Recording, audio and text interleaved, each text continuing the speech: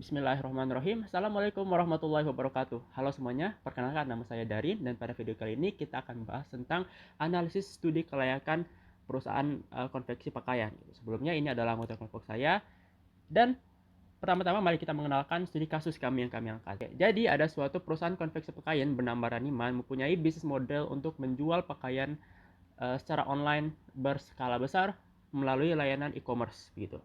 Sayangnya bisnis model mereka ini gagal memenuhi ekspektasi bisnis sehingga mereka ingin melakukan ekspansi dengan membuka jasa pembuatan baju custom melalui website mereka sendiri. Nah, pada video kali ini kita akan membahas feasibilitas proyek tersebut.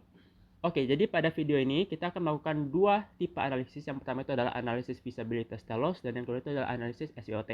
Yang pertama dari analisis telos itu adalah aspek teknologi. Teknologi ini membahas tentang dua hal, yaitu infrastruktur yang dibutuhkan teknologi dan yang kedua itu adalah sumber daya manusia yang dibutuhkan.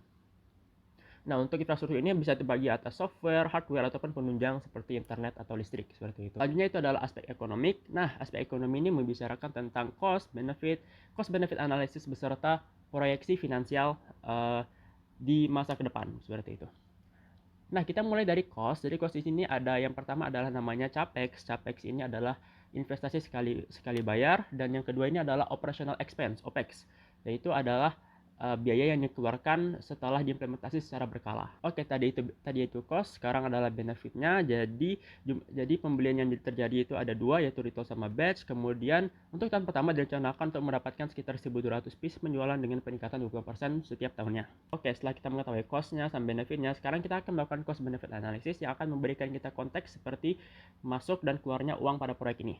Yang pertama itu adalah ROI, return of investment. Sederhananya ini adalah keuntungan bersih yang didapatkan setelah dikurangin investasi awal atau investasi sekali bayar. Oke, di sini perhitungan kami mempunyai rata-rata ROI dalam 3 tahun sekitar 48%.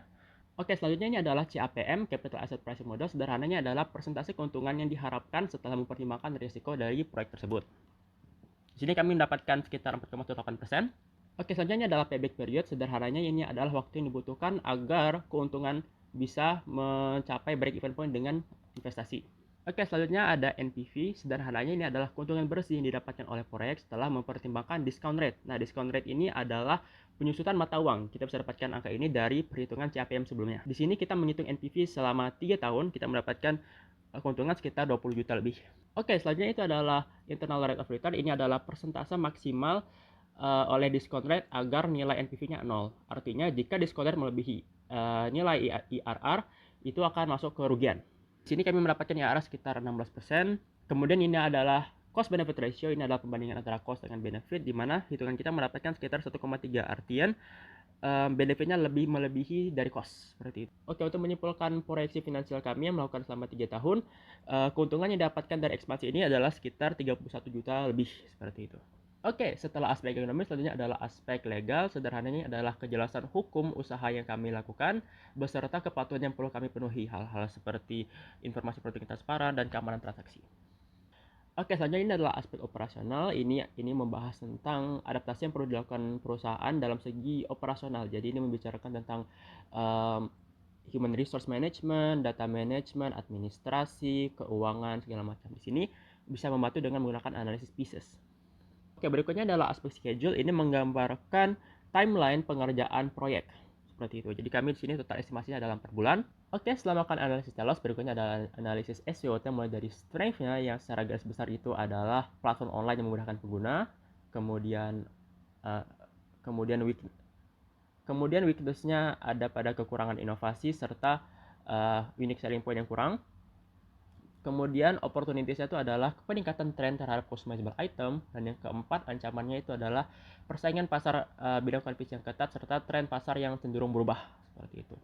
Ini adalah permasalahan yang kami ketemukan dari analisis SWOT, dan ini adalah solusi yang kami berikannya. Itu ada membangun brand, inovasi yang menarik perhatian. Oke, terima kasih banyak atas perhatiannya. Semoga video ini bermanfaat dan menarik. Wabillahi taufiq wal hidayah. Assalamualaikum warahmatullahi wabarakatuh.